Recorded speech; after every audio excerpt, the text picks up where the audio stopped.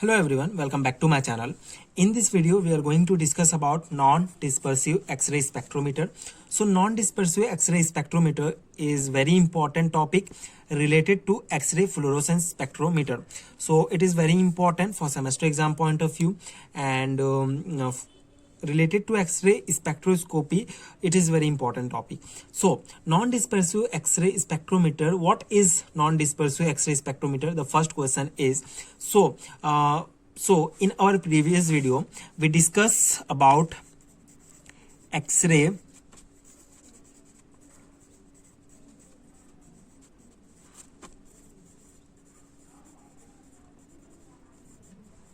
fluorescence spectrometer.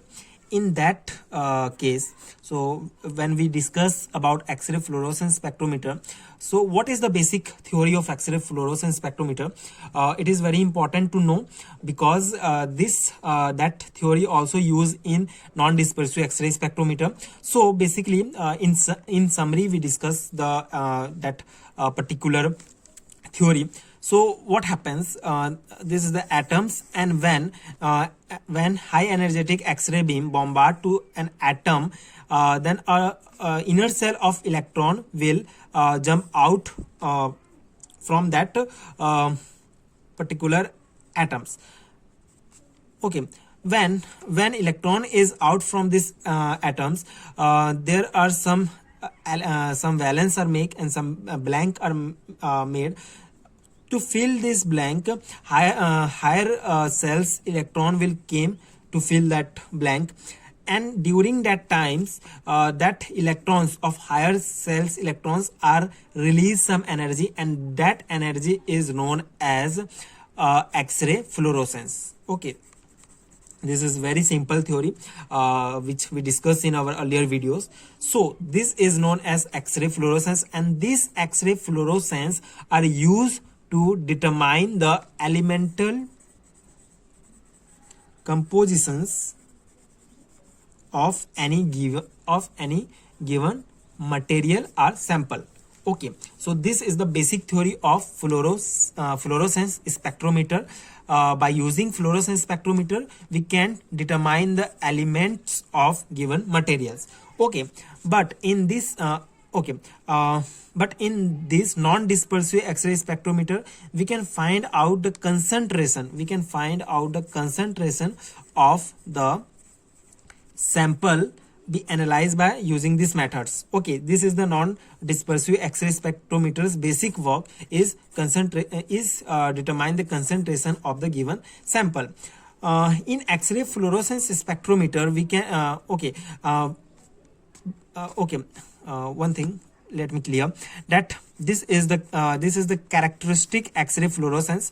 Characteristic X-ray, emitted X-ray are known as characteristic X-ray fluorescence, and by knowing the intensity and energy of that X-ray, fluorescence X-ray, we can set up two important technique. We can use two important technique. First is wavelength dispersive, and second is energy dispersive analysis. Okay, and this is the third type of technique, non-dispersive X-ray spectrometer. So wavelength dispersion analysis and energy dispersive analysis, you can watch my previous video, and in this video we can discuss non-dispersive X-ray spectrometer. Okay, so this is the basic point of X-ray fluorescence spectrometer. I think you have to know this concept and this theory for this non-dispersive X-ray spectrometer. That's why I discuss. So in this video we can discuss the non-dispersive X-ray spectrometer's working function, its instrumentation, mainly its instrumentation. So this spectrometer consists of a polychromatic source, a sample holder, a proportional scintillation detector, and a pulse height analyzer. The source is either a Coolidge tube or a radioactive material capable of producing X-ray in decay. So in this spectrometer, in this instrumentation, there are 4 or 5 parts of this parts of this instrumentation is sample holder, its polychromatic source which produce X-ray, and proportional are scintillation detector and pulse height analyzer. So these four types, four parts of this instrumentations are very important. Now the working function of non-dispersive X-ray spectrometer is a reference sample is kept in the reference cells, whereas the sample to be analyzed is kept the sample cell. Then the adjustment is made in the attenuator until the absorptions in the two X-ray beams is brought into balance. In most of the sample to be analyzed, a calibration curve is prepared. Then the unknown concentration of the sample to be analyzed is obtained from calibration curve. Okay, so this is the theory portion of its working function. So in this theory portion, what is the important is to okay, first we analyze the sample. The most of the sample can be analyzed and a calibration curve is obtained. Okay, calibration curve is obtained or prepared. Then the unknown concentration of the sample to be analyzed is obtained from the calibration curve, which we get from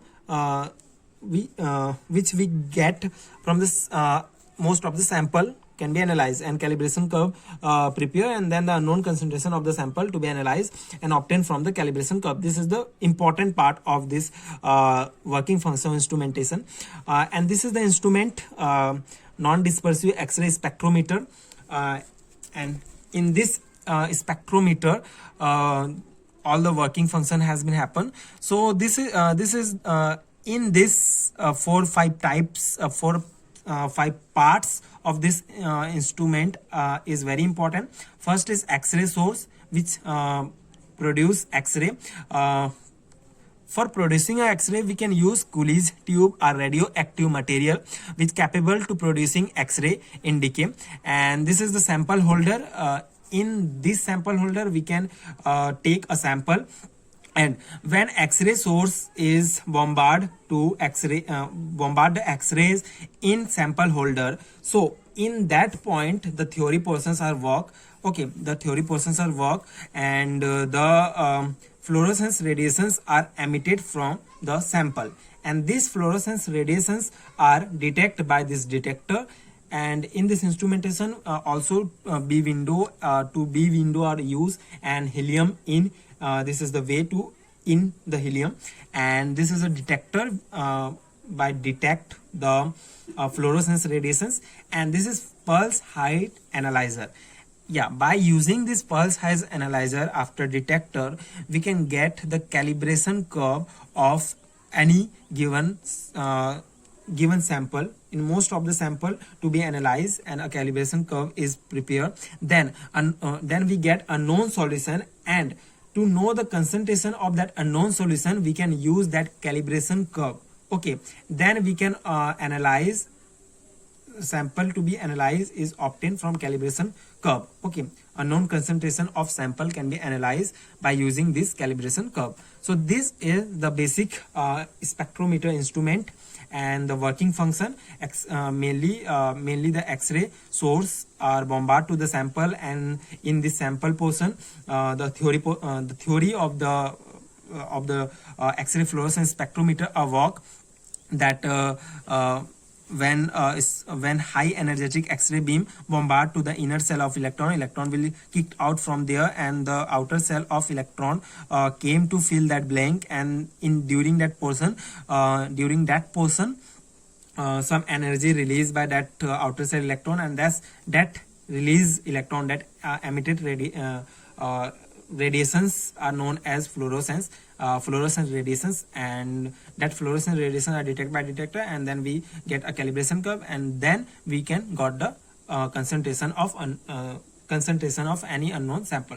So this is the basic theory and basic instrument of the non-dispersive X-ray spectrometer. I hope you understand, you understood that what is the basic theory of this, and these notes will be helpful for your exam preparations and your own notes making.